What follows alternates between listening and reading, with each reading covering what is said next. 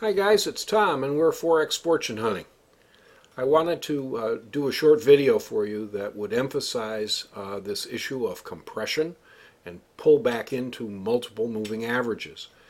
Here we have our 12 through 24 EMA, the 24 being the darker blue line and the 12 EMA being the dashed yellow line. We've had a break in our chandelier, and instantly we also had a pullback into the bands as we crossed over the MACD and had a little bit of a pullback here in the stochastic.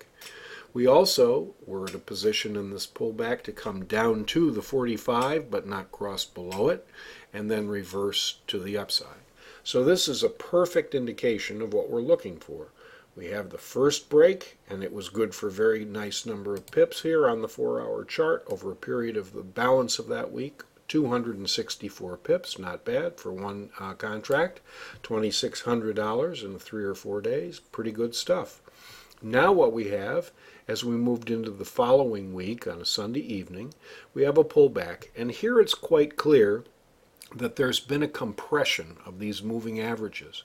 And what happens is much like the tide running, as we've discussed. The tide is running out. We can see that there is a strong trend to the upside. We have the long-term buyers represented by this blue line that continue to accumulate and just don't go away.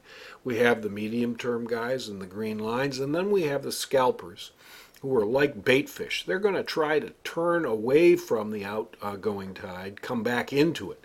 And it isn't until they get back to this point, like just under the bridge, where they're exhausted from swimming against that rapidly flowing current, and they then get swept back out to sea and into the waiting mouths of those big striped bass. In any event, once again, these compressions occur. This was a very clear example. We pull back into the bands after we go up, and we have this kind of ebb and flow movement all the way up our chart. Higher high, lower high, higher low, higher high, higher low, higher high, and so forth, all the way up until we begin to turn, and we have sort of an evening star configuration here, and this one down candle is about as strong as it's been, and especially when we can't go back up again, we can't get past the yellow EMA here, we know that we may have a reversal, and that's the end of that particular tide flow, and we're going to head back in the other direction. Now let's go forward and see if we can find a reverse. And in fact, here's a perfect example of a very strong inbound tide. We have the very severe 24 EMA, almost at a 45-degree angle this time in this particular area, and during this outflow we have our bands wide spread apart. When we pull back into them, we don't last long and we instantly are dragged further down. This is 1 week's time frame and a significant drop. I'd like you to observe also this particular pattern here. Here's the low of the move at that point in time. And notice that we've gone up, we've failed to go higher even after we break the chandelier. And typically what happens is that we see a dramatic drop in the other direction. So if you fail to the upside, you can expect a pretty good move to the downside. And likewise, if you fail to go down, you can expect to go back up and have a rather significant move in the other direction. Notice here was a fantastic evening star configuration, a big move upward, uncertainty, even a little medallion twist, but then crash. We came right back down at the end of that particular week, and this could have been any one of a number of economic announcements, but in any event, no issue here.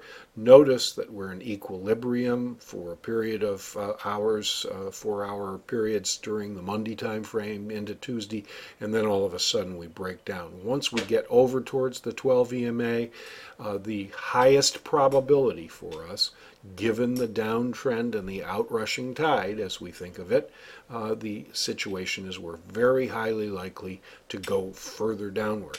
And so an upsurge at this point would be very, very difficult to for the scalpers to maintain. Notice no compression at all. Okay, now let's go one more time to the upside. We can see we've had a rapid change of the chandelier, some in the middle of the week, Monday, Tuesday, Wednesday time frame kind of. We're here and we are doing our best to see what's going to happen next. We can't go lower. We don't seem to want to go higher until we actually break through the chandelier. We've come up with the MACD. We're going to pull back into the bands here, but still quite a rapid move to the upside as we have on our 4-hour chart. No penetration of even the 55, much less the 45. So here's mini compression, some pullback, a very good move to the upside. The bands are expanding. Clearly, we do not want to be trying to rush against this current going forward. So I hope that that helps with your visualization. It appears in almost every time frame as the market is in trend. In this particular case here, a 2-week trend to the upside, and that's probably based on some turn of the fundamental announcements, but no matter, at least now you have a picture of how that works even in the higher time frame. And if you're interested in this kind of a swing trade opportunity, it's something that you'd probably only have to watch once or twice a day. If you're at work full time and you just want to quick check the charts to see what's going on and see if there's an opportunity for you, for example, from this point here, which is the first pullback, you can see that we have some 62 pips to the downside, but the whole upside move was 521 pips, so it's more than, more than almost a 10-to-1 ratio of risk to reward. Hope that helps. See you next time.